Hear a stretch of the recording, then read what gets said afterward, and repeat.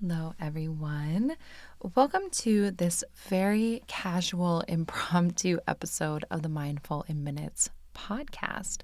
So, usually I do freeform episodes twice a month, like every other Wednesday. And there's something about how the Wednesdays fell in this month that then there maybe would be a bonus freeform episode, but then that would put three new, episodes kind of in a row with having Sunday's meditation and then Monday being the first and now Wednesday. So originally I wasn't going to do a freeform episode until next week, and I'm still going to do that. However, I'm going to be totally transparent with you guys. I am so done with my work today. I have been trying to sort out this weird tax issue, and it is just driving me nuts. I can't figure it out. I've been working on it all day. I still have 1 hour left of childcare, and I was like, you know what? I've been a little grumpy today because, even meditation teachers get grumpy too sometimes, you guys. This morning, I made this smoothie for myself, and I put it on my counter. My counter's all kind of cluttery. I was feeling a little overstimulated, and then there was no room on the counter, so I was trying to move something, and I bumped my smoothie, and it went everywhere, and then I had to remake it. And then I'm trying to be on hold with the IRS for like 5 million years. And I was like, this is just not my day. And I was like, you know what would make me feel better? I was like, I want to go hang out with my friends. I want to see what the beautiful mindfuls are up to. And I thought that we could just do something a little bit different, kind of keep it casual. What I thought could be fun is, and maybe everyone's going to hate this episode, but I don't know. Thank you for giving me an opportunity to step away from what I'm actually supposed to be completing today and to talk about things that make me happy, so that I'm not quite as grumpy. But what I thought could be fun is we could look up the most common asked questions about meditation on Google, and also look at kind of defining some of the trending topics and terms around meditation and mindfulness. So there's two different tools that you can use to do this. One is a website called Answer the Public, which I'm sure some of you are familiar with. I feel like sometimes I'll see these quote marketing gurus, whatever that means, but they'll be like, use Answer the Public to see what questions people are asking so that then you can, find the solutions to their problems, which I think is actually probably good advice. But sometimes I think it's interesting just to look and be like, what questions are people asking about meditation and mindfulness? And then Google Trends is another tool where you can look and basically see what words or phrases or questions are currently being Googled the most over a certain range. So I set it for over the last week. And I thought, let's go through some of these because they're interesting. We'll just keep it casual, just chatting. And I'll either define them or share my thoughts about what it is. So I don't know. We'll call this one a bonus episode because I do have something planned. I haven't recorded it yet, but I do have something planned that is kind of more of a true freeform episode where there's a little more preparation. There's some research, all of that. Instead of this is just like a meditation hang. And I also thought this might be kind of fun to do because it's sort of like a you don't know what you don't know situation. And anytime I've looked up meditation or mindfulness or yoga nidra on Ask the Public, I sometimes think it's really interesting, what questions people are asking because they're very different than the kind of things that I think about. But I think that's because I just am at a different stage in my meditation practice. And so I just find it to be a really interesting tool. So why don't we start? I just pulled it up here. Why don't we start with the most basically Googled questions about meditation? So when you just type in meditation, it's sorting based on popularity or most search. And then we'll just go through and answer some of these questions. All right. So are meditation and mindfulness the same thing? No, I like to think about them as cousins and not twins, so they're related. meditation is single-pointed concentration. So I describe it as your mind is like a light bulb. And when you are meditating, you're turning that light bulb into a laser pointer. So you're taking all of your mental energy and you're focusing it on just one thing.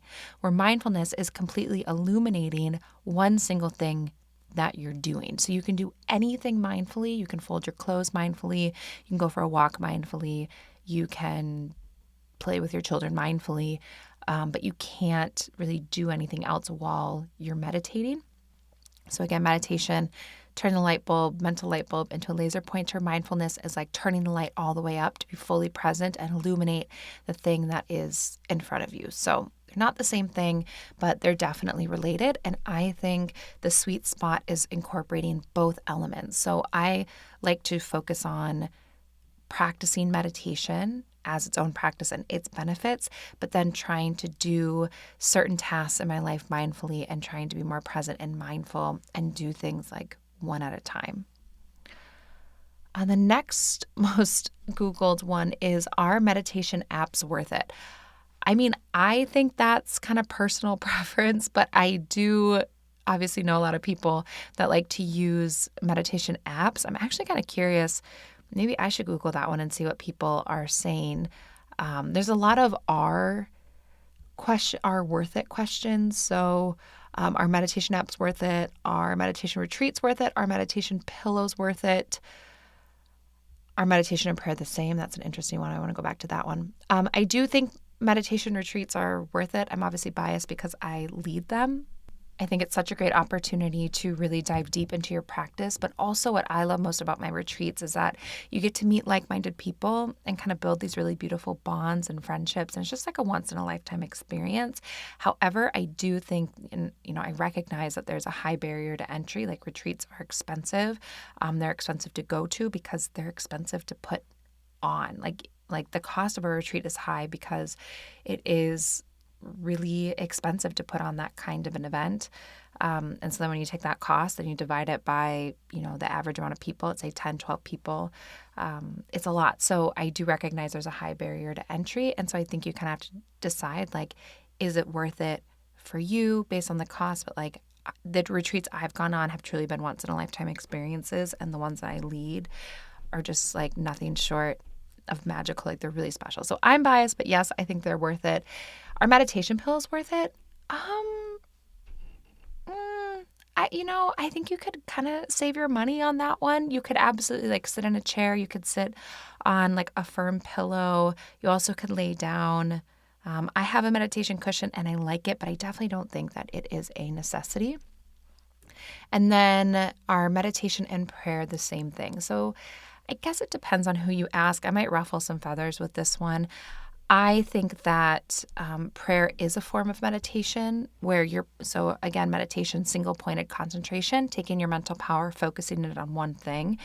I think prayer is just having your point of concentration be like your prayer or your time, your devotional time, your time with God or whoever you're spending that prayer time with. I do think that prayer is a form of single-pointed concentration. We're just concentrating on kind of that prayer devotional time, in my opinion. This is the next category. So it breaks it into like are questions, can questions, how questions, what questions. We're on to the can questions. Can meditation replace sleep? No. Do not try to biohack your way into getting away with not sleeping. Don't do it. It never turns out well. Meditation can help you sleep. It can improve your quality of sleep. It can help you fall asleep faster, stay asleep longer, and kind of sync up your circadian rhythm and have less stress, anxiety dreams, but it can't replace sleep. Then the next one, can meditation lower blood pressure? It can. There's a lot of really great research that shows that meditation can help lower your blood pressure. And then all of these are basically, can meditation help with anxiety, depression, and ADHD? Yes, all of these have been shown, clinically proven that meditation can be effective in helping with anxiety, depression, and ADHD. So all of those are kind of a big yes, except for the first one. Do not try to replace your sleep with meditation. Even when people say like yoga nidra, 45 minutes of yoga nidra is equivalent to 3 hours of sleep at night, that's kind of just a play on ratios there. So in yoga nidra, you do get your body to this really deep, restful state, like a kind of a light, medium sleep.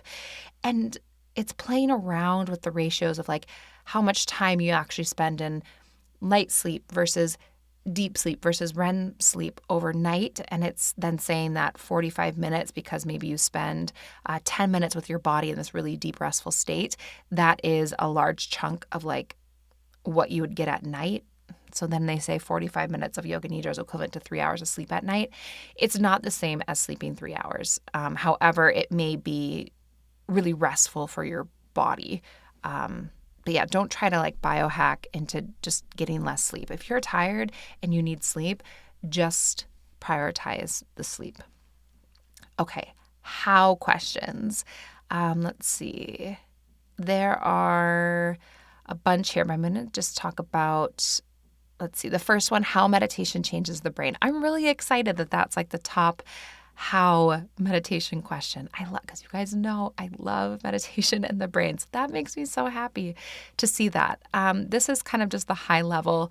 I do have several episodes on meditation and the brain and like anxiety and different topics like that. But basically what happens is when you meditate, a few things are going on. First, your brain goes from a scattered pattern. So if you're getting like a CT scan and they have a little electroencephalograph, that little hat with all the wires on your head, looking at your brainwave activity and the patterns. When we're just doing our thing, it tends to be kind of a more scattered, random, like ba ba ba ba ba pattern, kind of like, I don't know, ping pong ball. When you start meditating, it gets less scattered and it gets more focused into certain key regions of the brain, like the prefrontal cortex, which is the part of the brain that is right behind the forehead.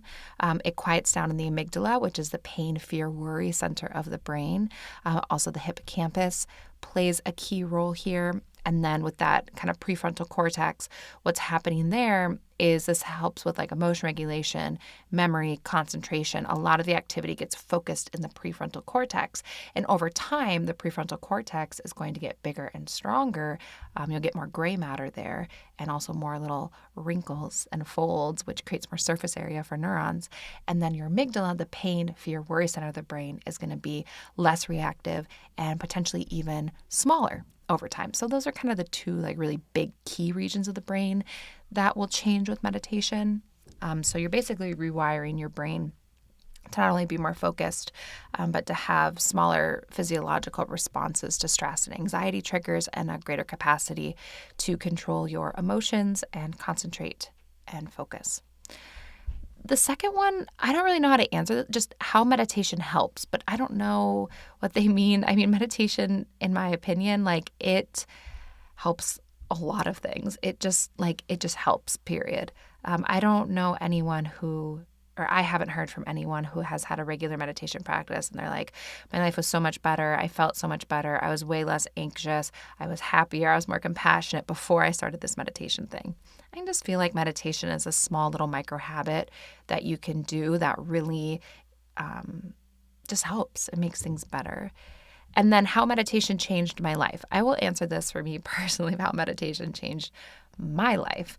Oh gosh, there's a lot of different ways. There's like the personal ways that meditation has changed my life, which is like getting to know myself better through soul work meditation, through introspection, like getting to know myself, like figuring out like who I am, learning to trust my gut, asking myself, like tuning into my intuition, asking myself what feels right, working through tough things. Often meditation has been kind of like my life jacket when I felt like I was kind of drowning in these really big, tough things. Like meditation always helps to keep me afloat or ground me. But I really think one of the biggest pieces is that meditation personally has helped me learn so much about myself, connect to myself, and become so much more comfortable with who I am and what's happening in my life.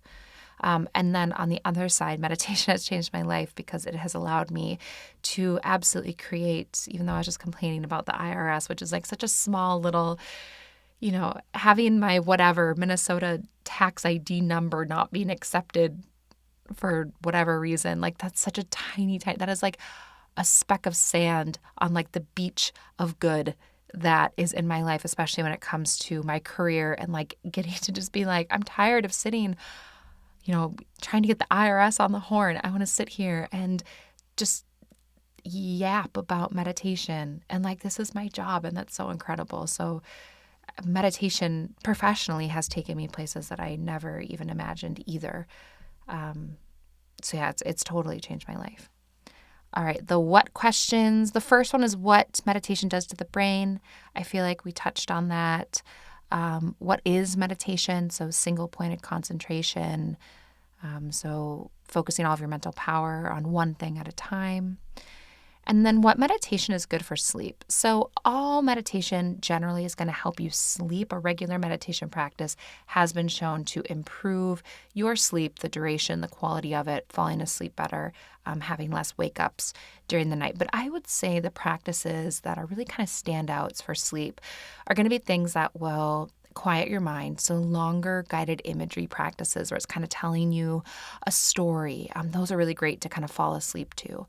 Body scans, you can really relax the whole body and quiet the nervous system.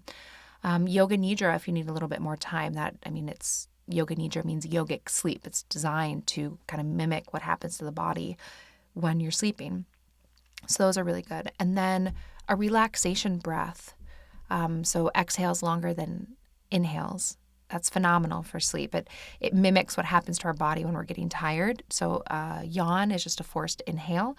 So when we get tired, we naturally start exhaling more than we inhale.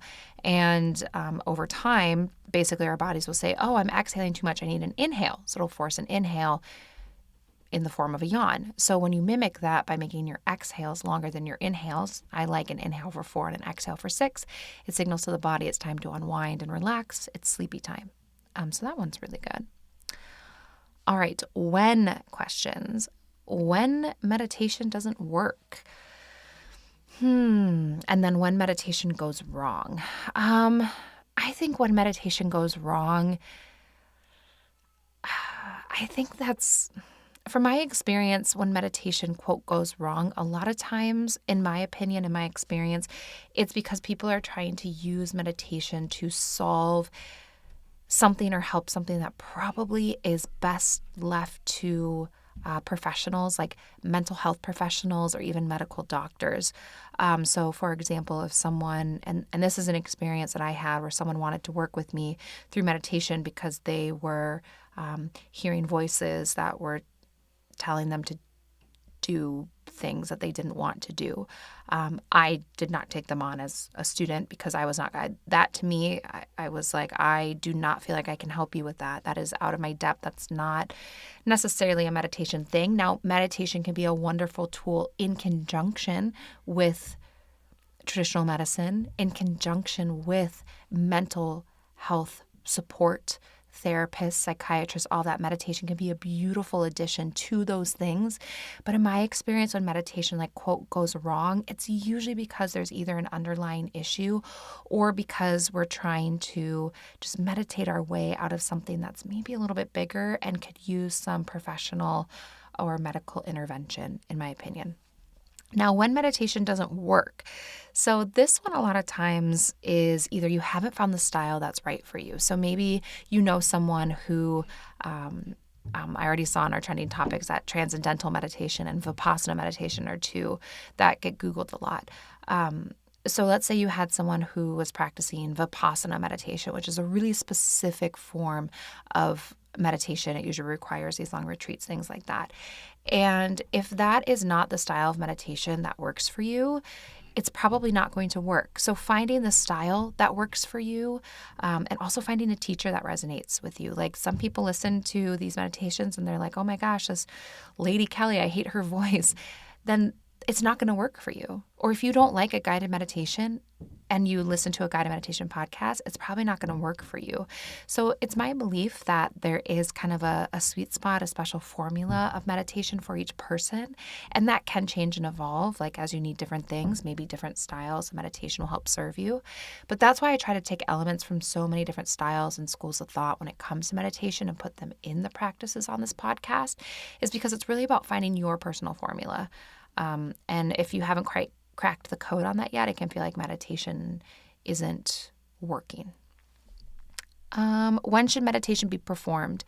Anytime. Honestly, it should be performed the time that you're most likely to stick to it and you're going to actually do it, whatever time that is. If you're actually going to do it, that's a perfect time to meditate.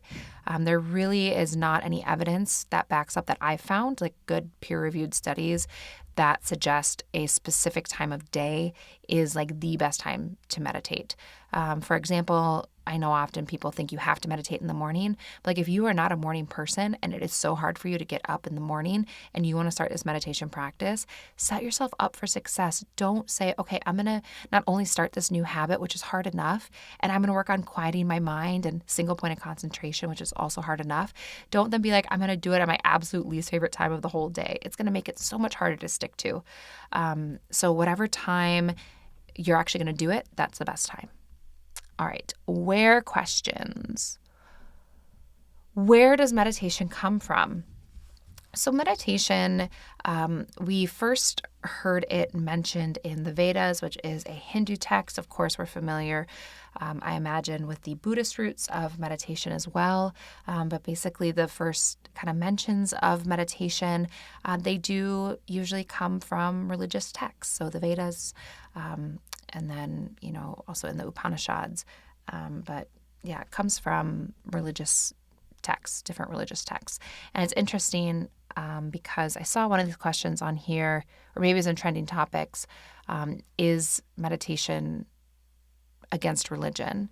And so we're going to put a pin in this one. And whenever I get to that question, I want to answer that one and circle back to it. But I would say the first mentions of meditation come from religious texts. However, this concept of wanting to sort of master your mind, that's not necessarily just like a religious concept, right? It's like mental training for your brain. Philosophers are into it. Theologists have been into it. Midwestern moms like me have been into it. But definitely the first mentions of meditation come from like the Vedas and the Upanishads. Let's see. They're pretty much all where questions are basically where did meditation come from, or where was meditation first mentioned. Which questions? The most common one, which meditation is best? The one that you enjoy and the one that you feel like fulfills you and is an addition to your life. There's so many different styles, there's so many different techniques. I feel the same way about movement. Even though I love to do yoga to move my body, also sometimes, like after I had Poppy, I started doing more strength training because I needed to rebuild some of my muscles from being pregnant and giving birth. I don't think there's like one size fits all, or like this is the exercise that you need to do to have a healthy and strong body. Like I think it's the one that fits best with you and that you feel like is a value add to your life. Like that one is best. All these other which ones we've answered. Which meditation is best for sleep? Which meditation changes your brain? Who questions? Who invented meditation? We don't really know. Again, it's like, did anyone really? I mean, I guess at some point someone, maybe even in like our Neanderthal days, our little monkey brains decided that we really wanted to focus on something and quiet our minds. I don't know, but we don't know like the one person that was like the first, pretty much all of these who founded meditation, who started meditation, who invented meditation. One of the top questions is meditation. Who am I? I don't know, but I do know that meditation will help you answer that question of who am I? I've asked myself that question a lot in meditation, and it does help. Why questions? Why is meditation important? There's so many benefits to meditation. The second question is, why is meditation good? And then why does meditation work? And basically, there's so many different benefits to meditation. So it's hard for me to say this is why it's important because, again, it kind of depends on like why is it important to you. However, I do think that why meditation is important in general is because, one, we can basically let our minds and our thoughts just like run rampant. If we don't learn how to master our mind, how to quiet our thoughts, we're unable to really reach that higher level of thinking that we want, that mental clarity, that happiness, that peace, kind of that like almost just like higher level living in a way where we just can operate on that higher level. And I think that is important for like our own well-being and collectively as humanity, that we're trying to master our minds and we're trying to operate at that higher level, and be happier people, more compassionate people, more thoughtful people, more introspective people. Like I think that's really, really important. And then finally, will questions. Let's see. Will meditation lower blood pressure? Yes. Will meditation help with anger? Yes. The anger piece, I would say one of the most common things that I hear my students say when they're reflecting on, maybe I'll have a session with them and they'll say, Kelly, I know my meditation's working and I had this big breakthrough today. And I'm like, oh, what is it? And they'll say, someone cut me off when I was driving and I didn't even get mad at them. I didn't flip them the bird, or my kids are driving me nuts, or, maybe like me, I was overstimulated by the clutter and I knocked my smoothie off of the counter and it went everywhere and the glass broke and all of that. And like, I didn't totally lose it. I was annoyed by it. I was like, but it wasn't that big of a deal. And the anger piece where people feel and they notice they're just a little bit less reactive is actually a huge breakthrough for a lot of people. And one of the first things people start to notice with a regular meditation practice. And then the rest, we have answered all of those. So those are all of the top Googled meditation questions. And now I want to look at, just for fun, like what are the trends? What are the Google trends right now for both just the term mindfulness and the term meditation? And let's look at these. I will define some of these for you and share some of these things with you as well. So let's start with meditation. Okay, you guys, I just pulled it up and I just my heart started to race a little bit. Okay, you guys, was this us? Okay, so let me just, my brain is moving a mile a minute. You guys, I think maybe I'm way tooting my own horn here. So Dhammasukha Meditation Center, which is the late Bhante Vimalaramsi's meditation center, they are up. His meditation center is up 3,000%. It's like the number 4 rising meditation term right now over the last just couple of days. And the reason that I'm asking, was this us? Because I just then did a secondary Google search to be like, well, I don't know, maybe there's some news that broke about it or an article or something like that. No, nothing. However, on Monday's episode, I'm pretty sure this month we're supporting the Dhammasukha Meditation Center with the Community Mini. And have you guys been Googling it? Have you guys been visiting their website? I don't know. That's okay. Maybe I need to, I don't know. Maybe I'll delete. No, I won't delete all of this because maybe you all are laughing at me and being like, ha ha, Kelly, that's so silly. But I mean, that episode's doing pretty well. Was that us? I am okay, I need to look at Google Trends just with a little bit more closely because this is really cool if it is, because that's Bhante's meditation center and something, and since Bhante had passed, it's something his legacy lives on. Meditation center is still there. This is a place where I went and I had my first real meditation retreat and learning experience. It was the first time I took a vow of silence. So that's just super cool for me that it is on Google Trends. So I don't know, maybe that was us. It's number 4. So number 1, it's love and kindness meditation. I imagine people are looking for loving kindness meditation. Which is interesting because that also, so Bhante teaches TWIM, tranquil wisdom in Bonte taught twim. That's hard. I'm still kind of working with that one, guys.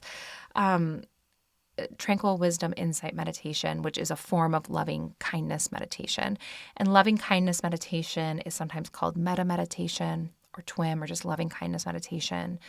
Sharon Salzberg is someone who really does a lot of work in loving kindness meditation. So you may be familiar with her name. And it is basically a type of meditation in which you awaken this feeling of loving kindness and compassion. And then you radiate it to yourself, you radiate it to others, and you just kind of let that feeling grow and allow it to impact your life and others' lives. It's one of my personal favorite styles of meditation. I find it to be really beautiful and really special. Something else of note here, Vermont is the top state that is researching and Googling meditation and these meditation questions, followed by Massachusetts and then New Mexico, and then Colorado and Hawaii. So those are the top 5 states, but Vermont is like way up there. So hello, Vermont. Let's see here. Other trending meditation topics. So transcendental meditation mantras cracks a top 5. So transcendental meditation is a specific style of meditation. It was popularized, or at least I kind of first started seeing it on the map when I was doing like my research. I actually talk about transcendental meditation in the history of meditation lecture in meditation teacher training, but it really became popular when the Beatles started practicing transcendental meditation or TM meditation. And it's this type of meditation that is only taught through like a certified teacher. So they believe that you cannot fully learn how to do transcendental meditation on your own. You need like a certified teacher or a guide.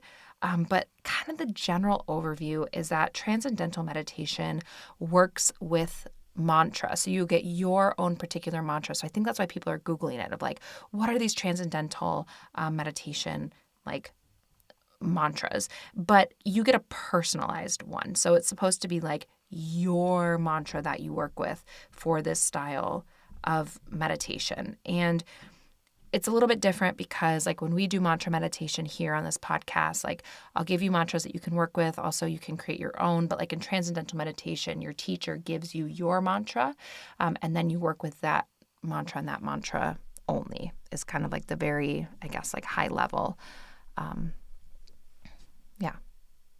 The high level idea of transcendental meditation. It is not the same thing, but sometimes is compared to Vipassana meditation, which I also see is trending. And so Vipassana meditation, I believe it came from what was then called Burma, now called Myanmar. It has Buddhist roots, some more famous Vipassana teachers, Tara Branch, Jack Kornfield. So it's very much around and alive today. Also, sometimes people call Vipassana meditation insight meditation, and it's supposed to be a really simple practice. So they practice meditation. It's really like concentration focused. If you go on like a Vipassana retreat, a lot of times it's kind of like you sit for a certain amount of time, then you ring a bell, then you get up, and then you sit, and you're just like really, really concentrating.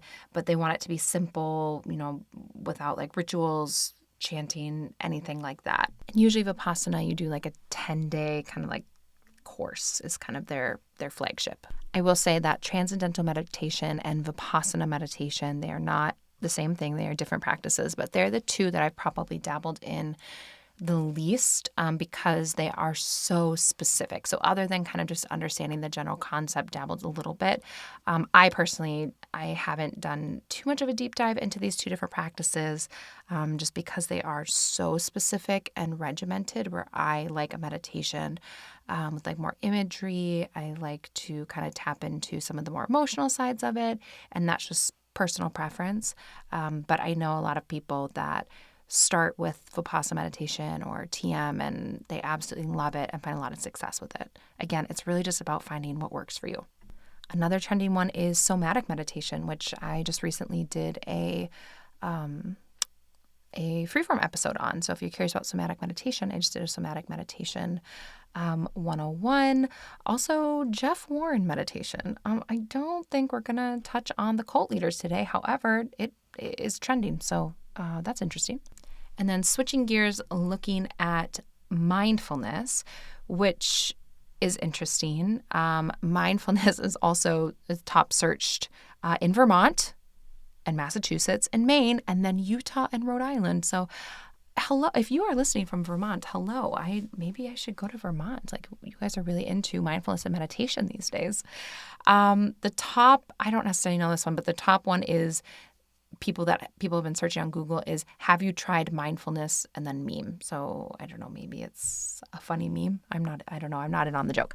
Then we have mindfulness activities for high school students. And then after that, mindfulness activities for middle school students. I am so happy that these are trending topics, because I often say that I wish I would have had meditation. Like, I would be a different person. My life would be so different if I would have had the tools that I had in my toolbox now when I was in middle school, when I was in high school, like when I was like thick in the tough of just living life in middle school and high school, and everything that's going on, like the anxiety that I experienced, the imposter syndrome, the whole, who am I? What do I want to do with my life?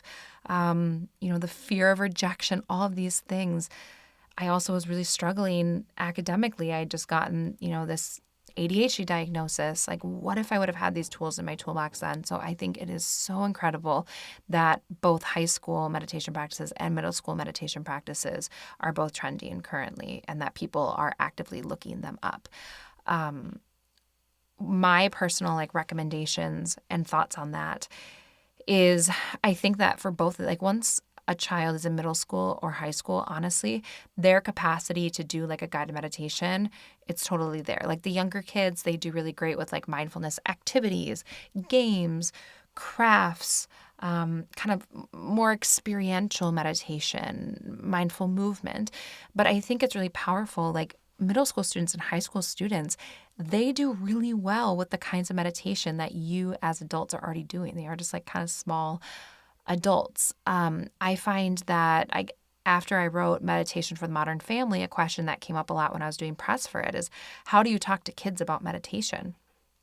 And honestly, I think one of the best ways is to ask them, what do you know about meditation? And then ask them and let them lead the conversation, because chances are they already know something about it. Kids are so much more dialed into mindfulness and meditation than I ever was when I was younger. And I think that's amazing. And ask them what they know about it and have a dialogue with them. Anytime I work with students or young adults, I don't really lecture them like maybe a corporate office would have me come in and do a lecture on setting up a meditation practice. I like to have a conversation with them about what it is, about what they're struggling with, what they hope meditation can help them with. And that always gives me a really clear picture of then how I can help support them. A lot of times it's anxiety. It's all the same stuff that middle school and high school, it's, same story, different day. Anxiety, stress, overwhelm, burnout, dealing with pressure, navigating tough relationships, emotional highs and lows. Meditation is fantastic for all of those. And I think kind of normalizing it and introducing it into the classroom, giving them really simple techniques, like again, that inhale for 4, exhale for 6, or a body scan, maybe having some mantras that you have in your classroom, doing a short guided meditation before they take a test. These are things that not only have I seen help, but research can back that up, especially meditating and test taking. But these are things that, really whatever you're doing as an adult, you can, for middle school and high school, you can start incorporating that with them. And also let them show their little personalities. Let them be funny. Let them be, easy. When I work with kids, we laugh, and I don't even, high school students are basically just young adults, but we laugh. They say something silly. They kind of razz me a little bit. Maybe I razz them back. It's it doesn't have to be that serious. At the end of the day, we're just trying to help equip them to get through this tough time. So it doesn't have to be that serious. Another trending one, mindfulness tattoo. That's kind of cool. I kind of want to Google that one. Fun fact, I don't have any tattoos. I don't have any piercings. I never even got my ears pierced. A while back, a friend of mine came to visit me, Aunt Dee Dee. We know her. We love her. And we had like one drink and she was like, "You don't have your ears pierced. You should go get your ears pierced." And then I was like, where does a 30, at this time 32, I was like, where does a 32-year-old woman go to like just get her first like lobe pierced? I was like, do I go to Claire's? Like, where do I go? So anyway, so I don't know. I have kind of like a metal sensitivity. So I never got my ears pierced when I was young. And then I've never done it. So I don't have any tattoos or piercings. Fun fact. John Kabat-Zinn. We know him. We love him. Mindfulness-based stress reduction. Also, he has one of my favorite master classes. He's one of my personal favorite teachers. He's, I think, one of the greats in terms of meditation. And then mindfulness activity for kids. So there we go. May I recommend a book, Meditation for the Modern Family, if you're looking for a book to read. Otherwise, Pinterest is a great place. Just like having fun with kids. Introducing these topics to them. Going for a mindfulness walk is really great. Talking about how you're feeling, teaching them belly breaths, all of that is really great mindfulness activities for kids. And then the last training topic is 5 senses mindfulness exercise. So I think what they're referring to is what I call senses cycling, and it is a mindfulness technique in which you cycle through your different senses. So you try to be present in the moment. You ask yourself, what do I see? Then what do I hear? It doesn't have to be in this order. What do I smell? What do I taste? What do I feel? And you just alternate checking in with all of your different senses. And then that's your point of concentration. And it's interesting here is that it'll tell you what like the related topics are. So if people are Googling this, then it'll tell you kind of related topics that they're also looking into. And the 2 top ones are stressors, which, I always say people never come to meditation when everything is like fantastic in their life. Usually they're under some kind of stress or anxiety and they're looking for some help with that. But the other one is occupational burnout. I would say I have been hearing more and more and more about burnout, people turning to meditation because they're just burnt out. Not only just in adults, but also in kids. Like kids are doing so much. It's like their sports. They're like these pro athletes at like 7 years old. And there's all this pressure and like they're just getting burnt out. And a lot of people are turning to mindfulness and meditation because of their burnout. I just clicked back to the meditation tab of what the related topics were. And it is attention, self-love, awareness, self-confidence. Oh, René Descartes, French philosopher. That one's interesting. But yeah, just a lot of different topics. And I think that's because people will specifically be looking like, guided meditation for self-love or guided meditation for self-confidence, things like that. So I think that has a tendency, depending on what topic people are looking for meditation for, it'll then kind of boost it a little bit. So I think I'm going to leave it at that. I only have 5 more minutes of childcare, so I need to wrap it up.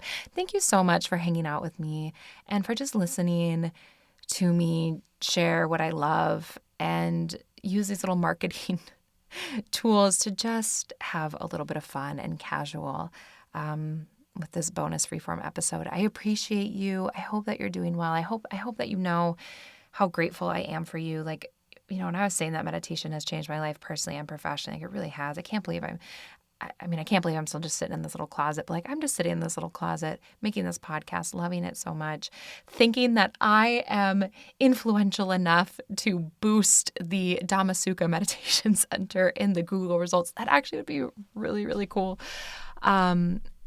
I don't know, maybe it's a coincidence, but I am just going to take my big old head upstairs, and you better believe I'm going to go tell my family about this at dinner and let them know what I just found on Google Trends.